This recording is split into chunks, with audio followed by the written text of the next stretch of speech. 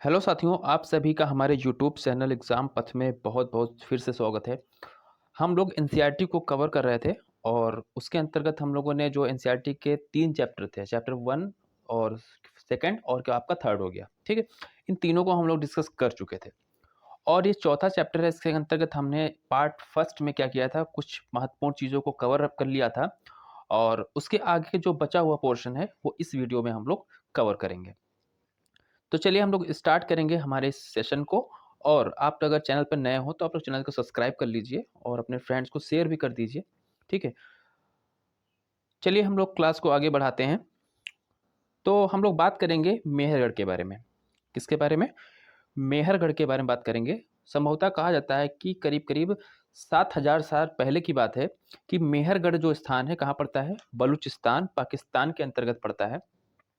तो यहाँ से सबसे पहले किसकी खेती? कपास की खेती जो है होती थी। ठीक ऐसा माना जाता है। साथ ही देखा जाए तो मोहनजोदड़ो जो स्थान है, ठीक है, ये भी आपका पाकिस्तान में पड़ता है। तो यहाँ से कपड़े के टुकड़ों के साक्ष्य मिले हैं। काहे के टुकड़ों के? कपड़े के टुकड़ों के साक्ष्य मिले हैं। तो अर्थात ये कहा जा सकता है जी कपास जो थे, ठीक है, उससे इन कपड़ों का निर्माण किया सकता है। और संभवतः ये भी कहा गया है जो कपड़ों के टुकड़े मिले हैं, तो ये सूती कपड़े थे। ठीक है? इसके साथ ही और क्या मिला है? तो मोहनजोदड़ो से ही क्या मिला है? चांदी के फूलदान के ढक्कन के अवशेष मिले हैं। किसके? एक एक फूलदान का ढक्कन प्राप्त हुआ है, जो किससे बना था? चांदी का था। ठीक है? इसके अलावा कुछ अन्य तांबे की वस्तुएं भी प्राप्त हुई हैं। ठीक है? पक्की मिट्टी तथा फेयन से बनी तकलियां सूत की कटाई का संकेत देती हैं। ठीक है? कुछ तकलियां प्राप्त हुई हैं, ठीक है? जो किससे बनी थी? फेयंस के बनी थी। हम फेयंस के बारे में आगे डिस्कस करेंगे कि फेयंस क्या होता है। तो पक्की मिट्टी तथा फेयंस से जो तकली बनाई जाती, तकलियों से क्या होता था? सूत की कटाई की जाती है। ठीक? तकलियों से क्या करते हैं? सूत की कटाई करते हैं। तो अगर तकलियाँ मिली हैं, तो अर्थात इसका ये मतलब निकाला सकता है कि वहाँ पे क्या था? कि सूत की कटाई की जाती होगी। ठीक है? नेक्स्ट हम आगे बढ़ेंगे। अब हम बात बच्चों करेंगे, जो कुछ विशेषज्ञ थे, ठीक है? कुछ खास तरीके की इमारतें कह लीजिए, ठीक है? या कुछ खास तरीके की वस्तुएँ कह लीजिए, तो उनके बनाने के लिए उनको क्या होता है? खास तरीके के कह सकते हैं विशेषज्ञों की आवश्यकता होती है, ठीक है? तो ऐसा माना जाता है कि अधिकांश वस्तुओं का जो निर्माण था हड़प्पा सभ्यता में किसने किया था? विशेषज्ञों ने किया था। और विशेषज्ञ किसे कहते हैं? विशेषज्ञ उसे कहते हैं जो खास चीज़ों को बनाने के लिए क्या करते हैं? एक ट्रेनिंग लेते हैं। ठीक? एक खास प्रशिक्षण प्राप्त करते हैं। ठीक है? उनको बेहतर ट्रेनिंग दे के और उनको उस चीज़ को बनाने के लिए अभ्यस्त किया जाता है। कह सकते हैं कि उन्हीं को हम विशेषज्ञ बोलते हैं। ये क्या करते थे? तो इनका कार्य था जैसे पत्थर को तराशना। ठीक है? पत्थर को तराश के मूर्तियाँ बनाना। ठीक है? मनके बनाना या मनकों को चमकाना। ठीक है? ये भी एक तराशी का कार्य है। मोहरों पर क्या करना? पच्चीसीकारी करना। ठीक? तो ये सब कार्य किसके हैं? ये एक प्रकार के विशेषज्ञों के कार्य हैं। ठीक है? अगर आपको हम एक चित्र दिखाना चाहें बच्चों यहाँ पे, ये देखिए यहाँ पे, ये एक मूर्ति आपको दिख रही होगी, ठीक है? आप खुद देखिए कि मूर्ति पे कितनी अच्छी चित्रकारी की गई है। कितनी बेहतर तरीके से इसको तराशा गया है। इसकी देखिए दाढ़ी भी आपको दिख रही होगी, ठीक है? यहाँ पे देखिए ये, ठीक है? ये सब चीज़ें क्या हैं? बहुत ही विशेषता बता रही हैं इसकी। इससे ये पता चलता है कि ये जो इसको निर्माण किया गया है, किसी विशेषज्ञ के द्वारा किया गया है, जो कि मूर्तिकार रहा होगा। ठीक है? तो ऐसा माना गया कि जो हड़प्पा सभ्यता थी, इसमें क्या होते थे? विभिन्न वस्तुओं को बनाने के लिए विशेषज्ञ जो थे, वो मौजूद थे। ठीक है? हर व्यक्ति विशेषज्ञ नहीं होता। ये तो एक सामान्य-सी बात हो गई कि प्रत्येक व्यक्ति जो होता है, वो विशेषज्ञ नहीं हो सकता। ठीक है? सिर्फ़ पुरुष ही कामों प्रशिक्षण हासिल करते थे, ऐसा कुछ भी साक्ष्य नहीं है कि सिर्फ़ पुरुष ही कार्य करते थे। हड़प्पा सभ्यता में क्या था कि पुरुष और महिलाएँ दोनों ही क्या थे? विशेषज्ञ होते थे, दोनों विभिन्न प्रकार के प्रशिक्षण प्राप्त करते थे और दोनों ही विभिन्न प्रकार के जो कार्य होते थे, वो करते थे। ठीक? स्त्रियों की यहाँ पे स्थिति जो हड़प्पा सभ्यता में, वो बेहतर थी।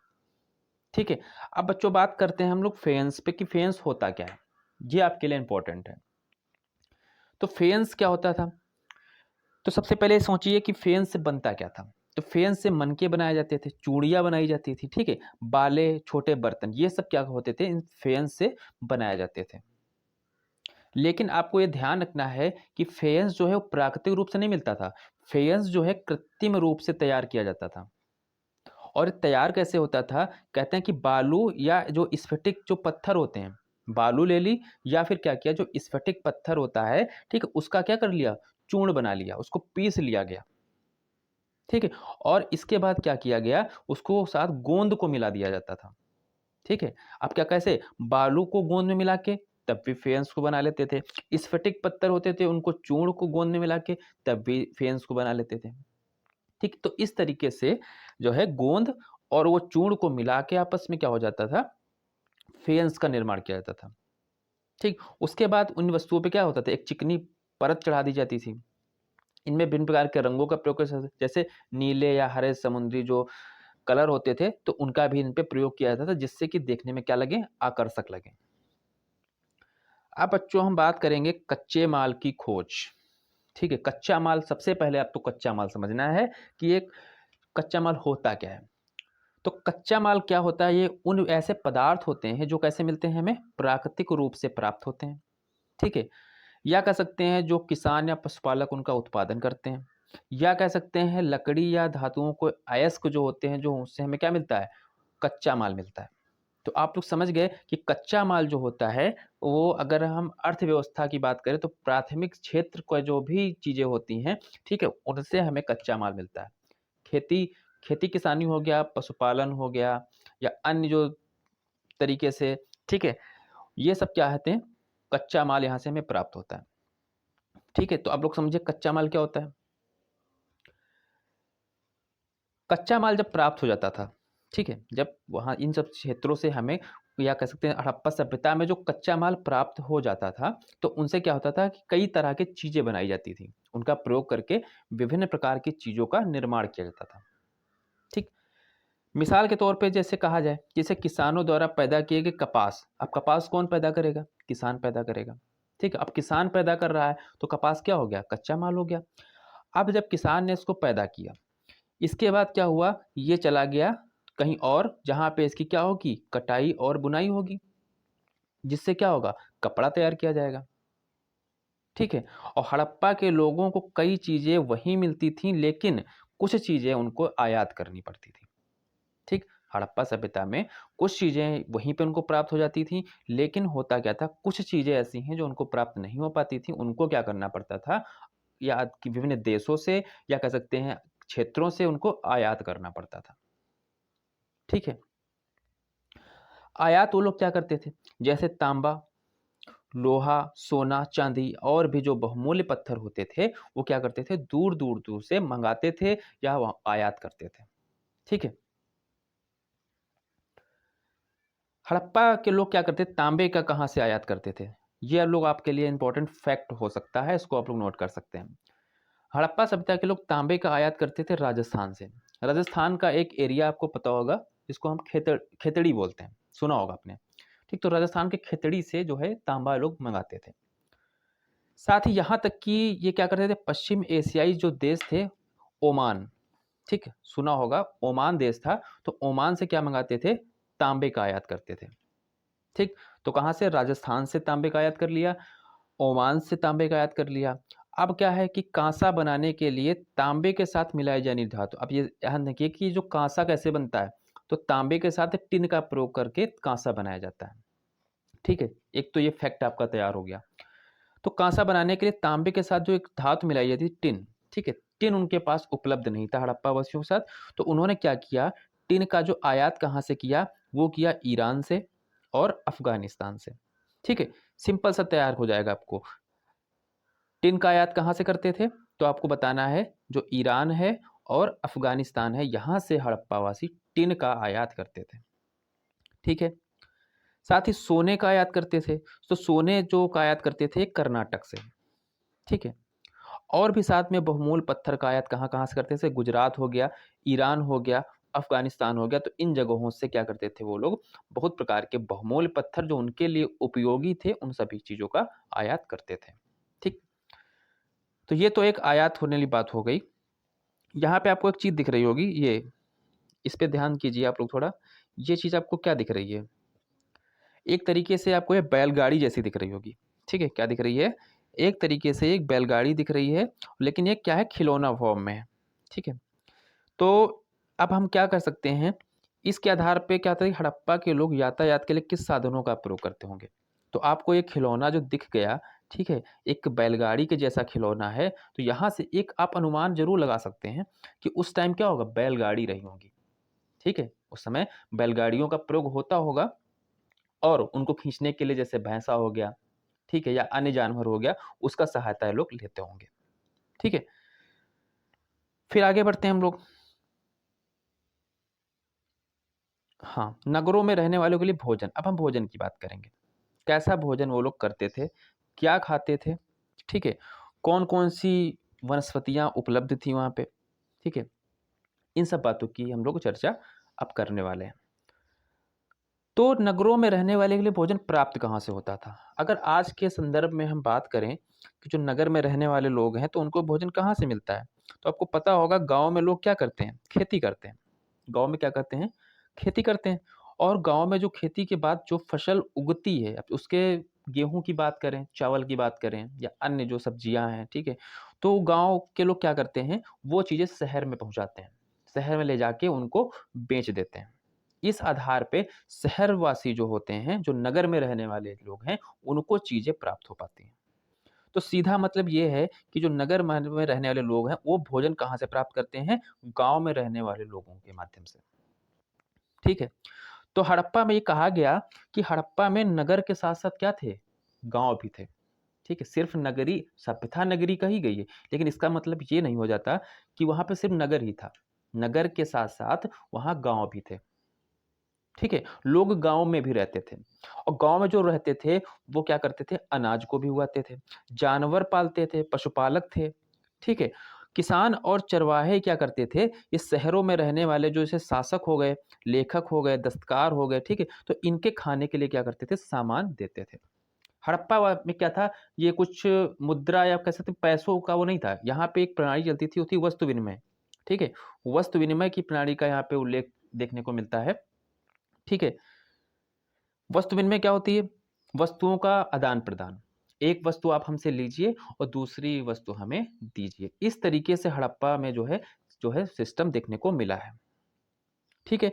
तो गाँव वाले क्या करते थे? नगरवासियों के लिए इस तरीके से जो चीज़ें उपलब्ध कराते थे। साथ में यहाँ पे कुछ अवशेष जो देखने को मिले हैं, जिसमें क्या है कि इससे पता चलता है कि हड़प्पावासी क्या करते थे? गेहूँ का उत्पादन करते थे। जौ, दालें, मटर, धान, तिल, सरसों इन सब चीज़ों की उत्पादन करते थे। ठीक, ये सब जो फसलें थी वहाँ पे मौजूद थीं। इम्पोर्टेंट बात ये है कि ज़मीन के लिए हल का प्रयोग एक नई बात थी, ठीक है? हल के साक्ष्य नहीं मिले हैं, ठीक है? भई हल लकड़ी का बनता था तो उसका कोई साक्ष्य-वाक्ष्य नहीं मिला है यहाँ पे। लेकिन सबसे अब जानने वाली बात ये है कि एक खिलौना मिला है जो कैसा था? हल था, ठीक है? खिलौने के फॉर्म में यहाँ पे एक हल प्राप्त हुआ है। तो इस आधार पे एक अनुमान ये लगा लिया गया कि जो ये हल यहाँ पे अगर मिला है खिलौने के फॉर्म में, इसका मतलब जो थे हड़प्पावासी हल से परिचित थे। जहाँ पे हल मौजूद रहा होगा, भाई खेती की जा रही है, तो यहाँ पे हल मौजूद रहा होगा, जिससे क्या होगा, जो किसान लोग होंगे, वो खेतों की क्या करते होंगे? जुताई करते होंगे। ठीक है? आगे बढ़ते हैं हम लोग। यहाँ पे खिलौने की बात हो गई कि हाँ, खिलौना मिला है। लेकिन हाँ, एक चीज़ और यहाँ पे आपको समझनी है कि इस क्षेत्र में क्या होती थी, बारिश कम होती थी। ठीक है? उत्तर-पश्चिम का जो एरिया आप लोग देख रहे हैं, आज भी आप लोग देखेंगे तो वहाँ पे बारिश जो होती है, वो कम होती है। राजस्थान, पंजाब वगैरह क्षेत्र ऐसे हैं, तो वहाँ पे बारिश जो होती है, कम होती है। उस काल में भी क्या था, बारिश यहाँ इस क्षेत्र में बहुत ही कम होती थी। तो बारिश कम होती तो उसकी सिंचाई के लिए क्या होगा, कुछ प्रॉब्लम्स आती होंगी। इसके लिए क्या करते थे, जब सिंचाई के लिए वो लोग क्या करते, पानी को इकट्ठा करते थे। ठीक है? विभिन्न तरीके अपना के, ठीक है? तो वो लोग क्या करते थे, पानी को स्टोर कर लेते थे। ठीक? जिससे कि जब उनको सिंचाई की आवश्यकता हो, तो उस माध्यम से क्या करें, वो लोग सिंचाई कर पाएँ।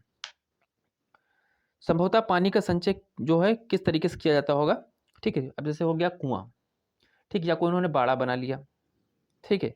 या कोई उन्होंने गड्ढा बना लिया। इस तरीके से पानी का वो लोग क्या करते थे, इकट्ठा करते थे, ठीक है, और ज़रूरत जब आती थी तो उससे क्या करते थे, अपनी फसलों की सिंचाई कर लेते थे।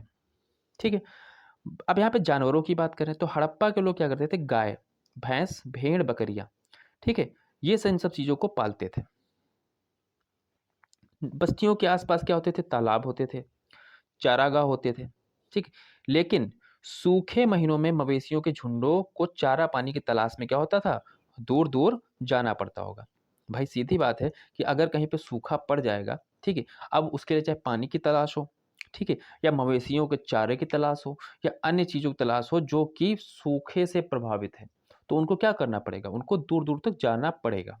तो इसलिए क्या होता था, जब यहाँ पे सूखा पड़ जाता था तो मवेशियों के लिए जो चारा प्राप्त नहीं हो पाता था, इसलिए क्या करते थे, वो दूर दूर तक झुंड के रूप में जाया करते थे।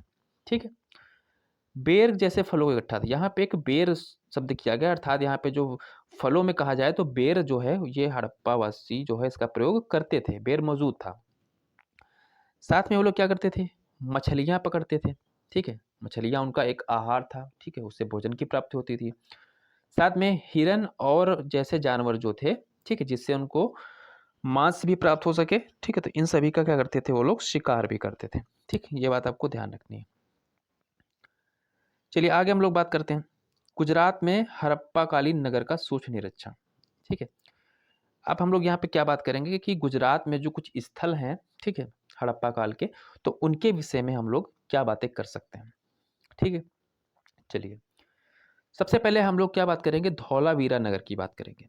ठीक है, बहुत ही फेमस ये नगर रहा है हड़प्पा काल के दौरान। ठीक है, और यहाँ से क्वेश्चंस जो हैं काफ़ी ज़्यादा पूछे भी गए। इसकी लोकेशन क्या थी बच्चों, तो ये कच्छ के इलाके में था। ठीक है, खदिर बेद के किनारे, किसके इलाके में, कच्छ गुजरात के इलाके में ये बसा हुआ था। वहाँ क्या था, साफ पानी मिलता था।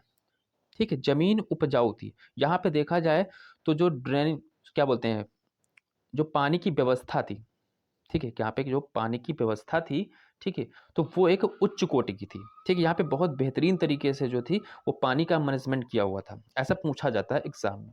ठीक है, इसकी एक और खासियत ये है बच्चों कि ज़्यादातर हड़प्पा काल के जो शहर थे, ठीक है, नगर थे, वो कितने पार्ट्स में डिवाइड थे, वो 2 पार्ट्स में डिवाइड थे। लेकिन इकलौता ऐसा ये नगर है धौलावीरा जो कितने भागों में डिवाइड है, वो कुल 3 भागों में डिवाइड किया गया था। मोस्ट इंपॉर्टेंट ये फैक्ट है आपके लिए। ठीक है, देखा जाएगा तो बीसों बार ये पेपर में पूछा जा चुका है। ठीक है, इसके साथ ही 3 भागों में विभाजन तो इसका हो गया। और भी इसकी चीज़ क्या है कि इसके हर हिस्से के चारों ओर पत्थर की ऊंची-ऊंची दीवार बनाई गई थी। ठीक, इसके प्रत्येक हिस्से के चारों ओर किसके, पत्थर से ऊंची-ऊंची दीवारों का निर्माण किया गया था। इसके अंदर आने के लिए क्या होता था, एक बड़ा प्रवेश द्वार था, मतलब बड़ी-बड़ी जो थी पत्थर की क्या बना दी, बड़ी-बड़ी पत्थरों की क्या बना दी, दीवारें बना दी। और इन दीवारों के में अगर प्रवेश करना है तो उसके लिए क्या होता था, एक बड़ा जो होता था, क्या होता था, एक द्वार होता था जिसके माध्यम से हम लोग इस नगर में प्रवेश कर सकते थे। समझे आप लोग। इस नगर में खुला मैदान भी, ठीक है, कैसा खुला मैदान, अर्थात एक स्टेडियम की बात करें, ठीक है, एक स्टेडियम की बात करें तो वो कहाँ से प्राप्त हुआ है, ये हड़प्पा से ही प्राप्त हुआ है। ठीक है, और इस स्टेडियम में होता क्या होगा, हो सकता है बच्चे खेलते भी हों। ठीक है, अनुमान के आधार पे कहा जा सकता है कि बच्चे यहाँ खेलते भी रहे होंगे या कि यहाँ पे कुछ सार्वजनिक कार्यक्रम होते होंगे। ठीक है, सार्वजनिक कार्यक्रम होते होंगे, वो इनका प्रयोग करते होंगे, इस किसका, इस खुले मैदान का, अर्थात स्टेडियम का प्रयोग जो होता है करते होंगे। यहाँ मिले कुछ अवशेषों की अगर हम बात करें तो हड़प्पा लिपि के बड़े बड़े अक्षरों को पत्थरों पे खुदा हुआ पाया गया है। अर्थात लोग क्या करते थे, जो उनकी लिपि थी, ठीक है, हड़प्पा वासियों की आपको पता है एक लिपि थी, और लिपि कैसी थी बच्चों, वो थी भाव चित्रात्मक। ठीक है, ये भी आप ध्यान रखेंगे, भाव चित्रात्मक, अर्थात वो जो अपनी बातों को जो रखना चाहते थे, ठीक है, वो क्या करते थे, चित्रों के माध्यम से बताते थे। ठीक है, उनकी खास लिपि की खासियत यही थी, चित्रों के माध्यम से वो लेखन कार्य करते थे।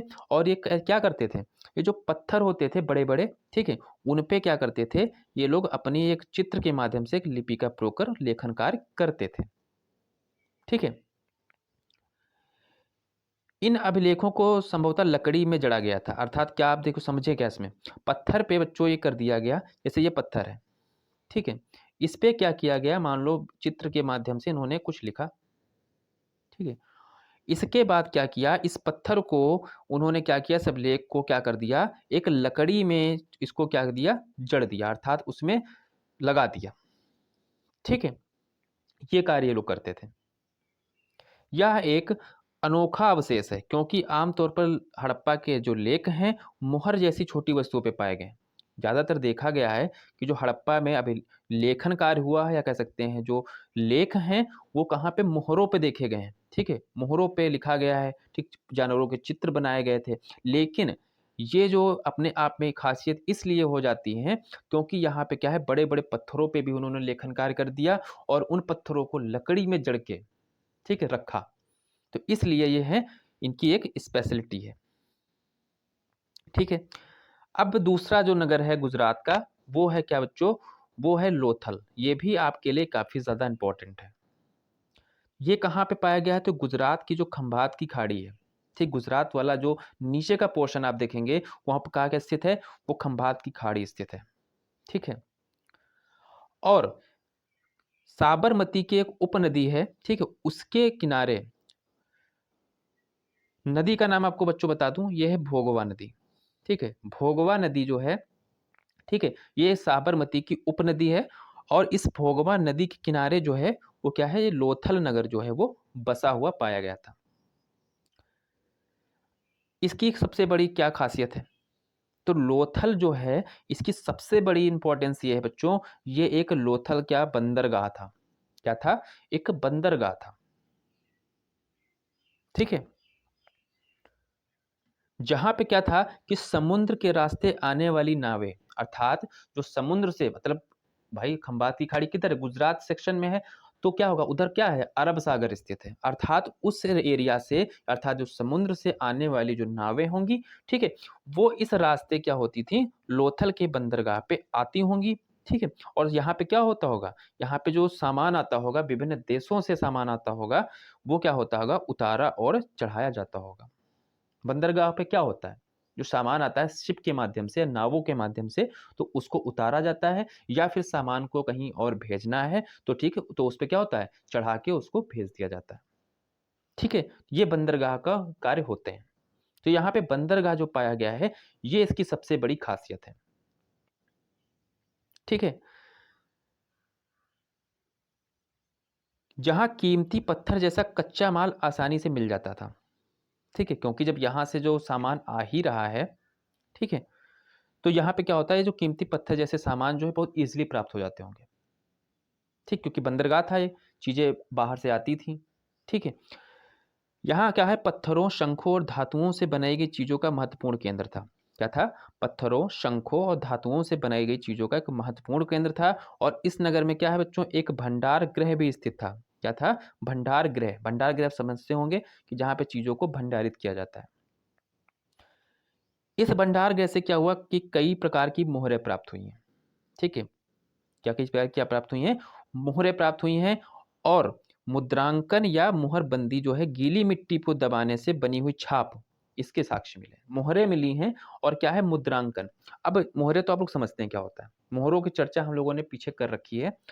लेकिन मुहरबंदी या मुद्रांकन क्या होता था, ये क्या होता था बच्चों, जैसे कोई सामान है, ठीक है, कोई सामान है, उसको भेजा जा रहा है, ठीक, उसको पैक करके, सामान को क्या किया, पैक करके उसको भेजना है।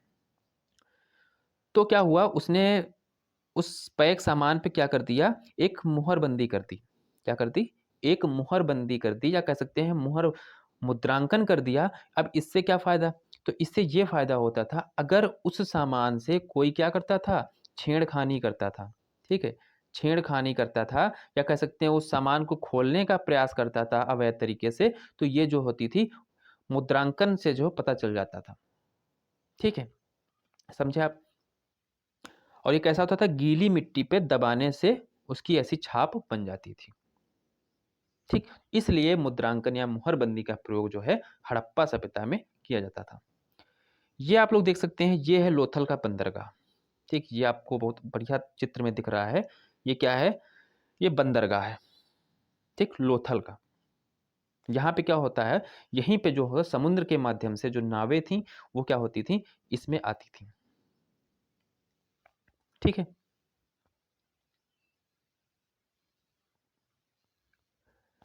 चलिए, आगे बढ़ते हैं।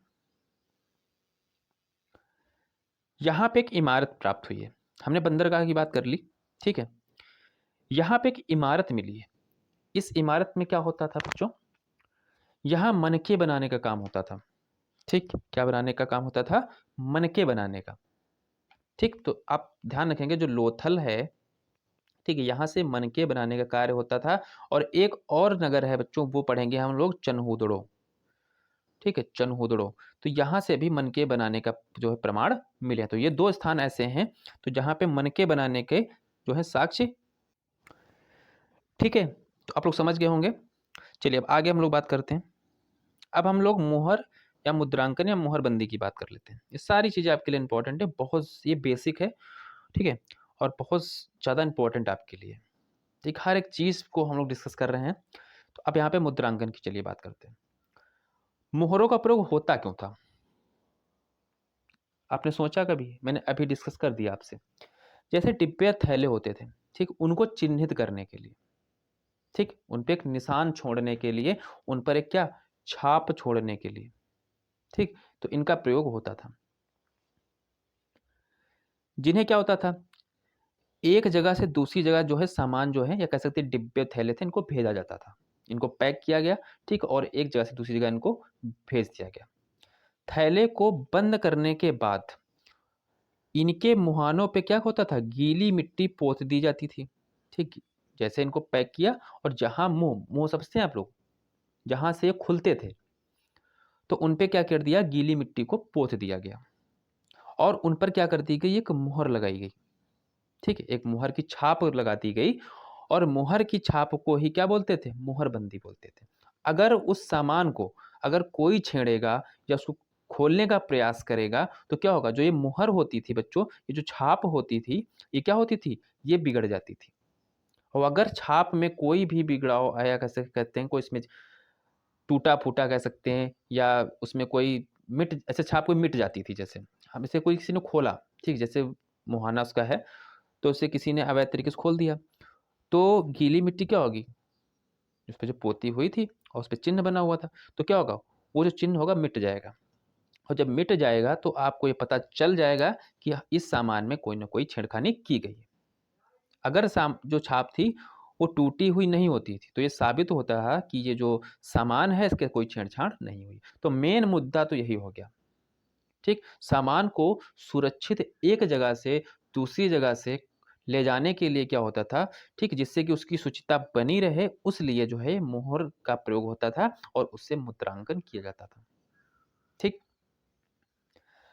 अब हमारा लास्ट टॉपिक है बच्चों, तो इसमें हम सभ्यता के अंत का रहस्य जानेंगे। ये सभ्यता मिट कैसे गई? इतनी बड़ी नगरीय सभ्यता, ठीक है? इतनी डेवलप अवस्था में थी बच्चों, लेकिन ये अचानक से कहाँ गायब हो गई? ठीक? और ऐसा माना जाता है कि 3900 साल पहले क्या होता है, अचानक से कुछ बदलाव देखने को मिलते हैं। लोगों ने क्या किया? नगरों को छोड़ना शुरू कर दिया, ठीक है? लोग क्या करते हैं? नगर छोड़-छोड़ के जाने लगे। लेखन, मोहर और बाँटों का प्रयोग बंद हो गया, ठीक? जहाँ पे एक उन्नत अवस्था में चीज़ें थीं, वो सब चीज़ें बंद हो गईं। दूर-दूर तक जो कच्चे माल का आयात होता था, वो हर सभ्यता में क्या हो गया? बहुत कम कर दिया गया। जहाँ पे लोग दूर-दूर से बहुत सारा सामान को आयात करते थे, लेकिन क्या हुआ? अचानक से चीज़ें क्या हो गईं? बंद हो गईं। मोहल्लों में जहाँ पे जो कहा जाता है कि वो अपनी सड़कों के लिए, ठीक है? अपनी नालियों के लिए, ठीक है? अपना जो नगर विन्यास के लिए इतना ज़्यादा फ़ेमस था, वहाँ पे क्या हो गए? वहाँ पे सड़कों पे कचरे के ढेर बनने लगे। जल निकासी जो कि सिंधु घाटी सभ्यता की एक बहुत ही इम्पोर्टेंट जो है, वो ख़ासियत कह सकते हैं, इम्पोर्टेंट चीज़ें हैं, तो वो भी क्या हो गई? नष्ट हो गई। सड़कों पे क्या हो गया? सड़कों पे ही झुग्गी-नुमा घर बनाए जाने लगे। ठीक, लोग जहाँ पक्के घरों में रहते थे, वहाँ से निकल के क्या हो गए? झुग्गी-नुमा घरों में रहने लगे। यह सब हुआ क्यों? ठीक, तो इसके बच्चों कोई विशेष प्रमाण नहीं मिले हैं। ठीक, बहुत ज़्यादा कॉन्फिडेंस के साथ या कह सकते हैं बहुत कन्फर्मेशन के साथ कोई कुछ नहीं कह सकता है कि ऐसा क्यों हुआ। लेकिन विद्वानों के अलग-अलग मत हैं, ठीक? कई सारे विद्वान आए, उन्होंने अपने अलग-अलग जो हैं वो मत प्रस्तुत किए, ठीक है? उसमें भी क्या है, कोई विशेष हम अंदाज़ा नहीं लगा सकते कि हाँ, यहाँ पे एक्चुअल में क्या हुआ था, ठीक है? लेकिन इन विद्वानों की जो मत थे, इनमें से 1 या 2 चीज़ों को जो है सर्वांगीण तरीके से माना गया है कि हाँ, हो सकता है ऐसा हुआ हो, ठीक है? कुछ विद्वानों का कहना है कि नदियाँ सूख गईं, ठीक है? नदियाँ सूख गईं, जिससे कि क्या हुआ, पानी उनको प्राप्त नहीं हो पाया और जहाँ पे सूखा होगा तो ज़ाहिर-सी बात है वहाँ पे चीज़ें नष्ट हो जाएँगी। अन्य का कहना है कि जंगलों का विनाश हो गया। कुछ ने कहा कि ये भी कारण हो सकता है कि ईंटें पकाने के लिए ईंधन की ज़रूरत पड़ती थी, लेकिन क्या हुआ, ईंधन की प्राप्ति उनको नहीं हो पाई। इसके अलावा कहा कि मवेशियों और बड़े-बड़े झुंडों से जो चारागाह और घास वाले मैदान थे, वो समाप्त हो गए, जिससे कि सभ्यता नष्ट हो गई। कुछ ने कहा बाढ़ आ गई, ठीक है? लेकिन इन कारणों से स्पष्ट नहीं हो पाता कि सभी नगरों का अंत कैसे हो गया। सोचने वाली बात है कि अगर बाढ़ आई, ठीक है? या सूखा पड़ा, तो इसका तो ये मतलब नहीं है कि बाढ़ आ गई तो पूरा सभ्यता को उड़ा ले जाएगी। अरे बाढ़ जो आती है, वो कुछ हिस्सों में आती है, आपने देखा होगा, ठीक? अगर यूपी में बाढ़ आ रही है तो देखे होंगे कि पूरे यूपी में नहीं आती है। कुछ जिलों में है बाढ़ जो आ जाती है, ठीक है? लेकिन कुछ जिलों में सूखा भी रहता है, कुछ लोग अप्रभावित रहते हैं। तो ऐसा होता है कि हाँ, बाढ़ से सब कुछ बह गया। लेकिन सबके अलग-अलग मत हैं, ठीक है? तो एकदम क्लियर नहीं कुछ कहा जा सकता कि हाँ, इस सभ्यता का अंत कैसे हो गया। कुछ ने ऐसा कहा कि शासकों का नियंत्रण समाप्त हो गया। जो भी हुआ हो, लेकिन परिवर्तन का असर बिल्कुल साफ दिखाई देता है। आधुनिक पाकिस्तान, सिंध, पंजाब और बस्तियाँ उजड़ गईं, ठीक है? आधुनिक जो पाकिस्तान है, जहाँ पे सिंध और पंजाब के क्षेत्रों में जो हड़प्पा सभ्यता का इतना बड़ा विस्तार था, ठीक? उनमें जो बस्तियाँ बसी हुई थी, वो क्या हो गईं? उजड़ गईं। कई लोग पूर्व और दक्षिण में चले गए और वो क्या हुए, नई और छोटी बस्तियों में जाके बस गए।